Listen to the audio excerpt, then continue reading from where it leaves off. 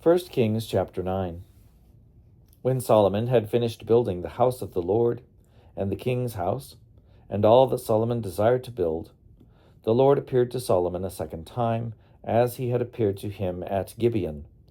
The Lord said to him, I have heard your prayer and your plea that you made before me. I have consecrated this house that you have built, and put my name there forever.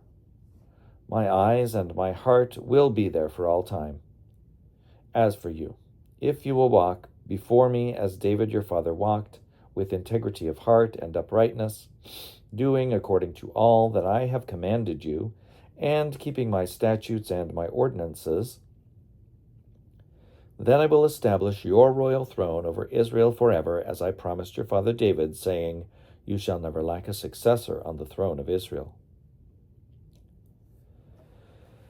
If you turn aside from following me, you or your children, and do not keep my commandments and my statutes that I have set before you, but go and serve other gods and worship them, then I will cut Israel off from the land that I have given them, and the house that I have consecrated for my name I will cast out of my sight, and Israel will become a proverb and a taunt among all peoples. This house will become a heap of ruins. Everyone passing by it will be astonished and will hiss, and they will say, Why has the Lord done such a thing to this land and to this house? Then they will say, Because they abandoned the Lord their God, who brought their ancestors out of the land of Egypt, and embraced other gods, worshipping them and serving them. Therefore the Lord brought this disaster upon them. At the end of 20 years, in which Solomon had built the two houses, the house of the Lord and the king's house, King Hiram of Tyre, having supplied Solomon with cedar and cypress, timber and gold, as much as he desired, King Solomon gave to Hiram 20 cities in the land of Galilee.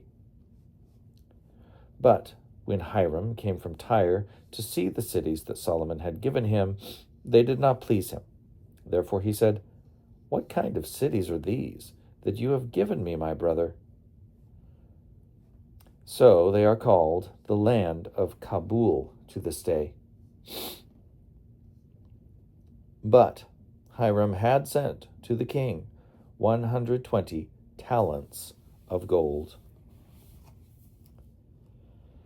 This is the account of the forced labor that King Solomon conscripted to build the house of the Lord and his own house, the Millo and the wall of Jerusalem, Hazor, Megiddo, Gezer.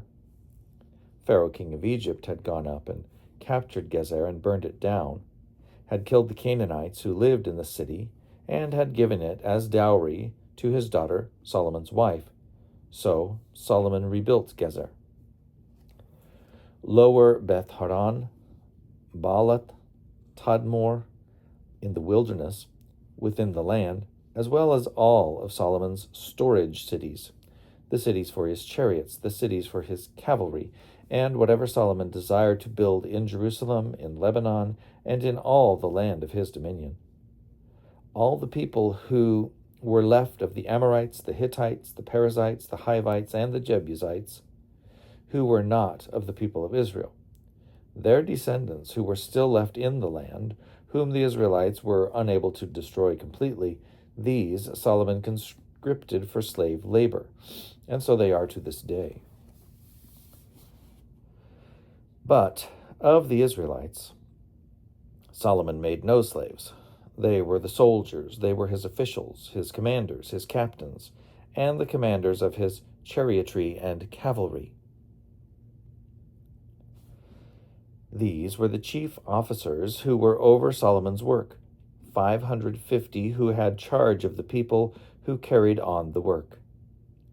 But Pharaoh's daughter went up from the city of David to her own house that Solomon had built for her. Then he built the Millo. 3 times a year Solomon used to offer up burnt offerings and sacrifices of well-being on the altar that he built for the Lord, offering incense before the Lord. So he completed the house. King Solomon built a fleet of ships at Ezion-geber, which is near Eloth, on the shore of the Red Sea in the land of Edom. Hiram sent his servants with the fleet, sailors who were familiar with the sea, together with the servants of Solomon. They went to Ophir and imported from there 420 talents of gold that they delivered to King Solomon.